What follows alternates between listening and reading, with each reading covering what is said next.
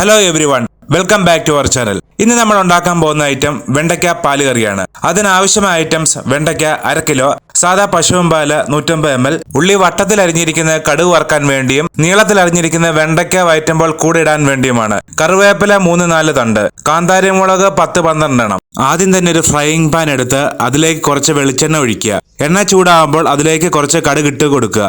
കടുക് പൊട്ടിയതിനു ശേഷം ഉള്ളി വട്ടത്തിൽ അരിഞ്ഞിരിക്കുന്നതും കുറച്ച് കറിവേപ്പിലയും ചേർത്ത് നന്നായി വഴറ്റുക.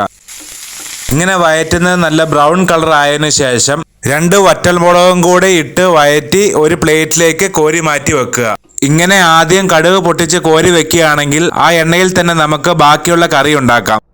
ആ പാനിലേക്ക് തന്നെ ആദ്യം കാന്താരി മുളക്, പിന്നെ ഉള്ളി നീളത്തിൽ അരിഞ്ഞത് ഇട്ട് ഒന്ന് വഴറ്റുക. അതിലേക്ക് വെണ്ടയ്ക്കയും ചേർത്ത് വഴറ്റി ഒരു അടപ്പ് വെച്ച് അടച്ച് ലോ ഫ്ലെയിമിൽ വേവിക്കുക. ചെറുതീയിൽ വേണം വേവിക്കാൻ, ഇല്ലെങ്കിൽ അടിയിൽ പിടിക്കാനുള്ള സാധ്യത കൂടുതലാണ്. ഇങ്ങനെ അടപ്പ് വെച്ച് വേവിക്കുകയാണെങ്കിൽ നമുക്ക് വെണ്ടയ്ക്ക പെട്ടെന്ന് വെന്ത് കിട്ടും. ഇടയ്ക്ക് അടപ്പ് മാറ്റി ഇളക്കി കൊടുത്തുകൊണ്ടിരിക്കുക.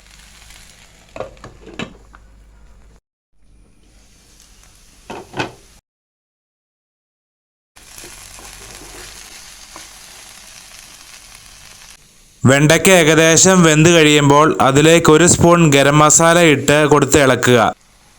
ഇതിനുശേഷം ആവശ്യത്തിന് ഉപ്പും ചേർത്ത് നന്നായി ഒന്ന് മിക്സ് ചെയ്യുക. ഇതിലേക്ക് പാലൊഴിച്ച് നന്നായി ഇളക്കുക.